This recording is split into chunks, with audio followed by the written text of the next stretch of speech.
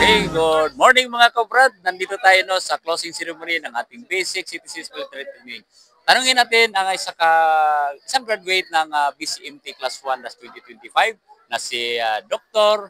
Nor from Sultan Kudarat Provincial Hospital. Ma'am, ano yung inyong feelings ngayon? Ano din ang iyong mga challenges na nag-undergo ka ng BCMT? Um, Ngayon, I feel so happy kasi finally natapos na ang training. Happy kasi nakabuild ka ng relationships with another group of people, different professions, and then at the same time knowing na you can be of help sa Philippines, sa bansa natin. Then as for the challenges na na-encounter namin during the training, siguro for me as bilang isang babae, yung tactical exercises kasi aminin natin limited lang din yung kaya gawin ng mga babae. But na-survive namin yon, not just me, as well as my classmates na survive namin yon.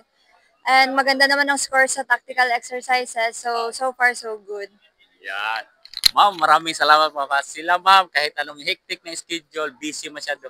Pero mandyan pa rin ang puso nila, yung patriotism nila maglingkod sa bayan natin. Kaya pumasok si ma'am sa bilang citizen soldier natin. Thank you very much, ma'am.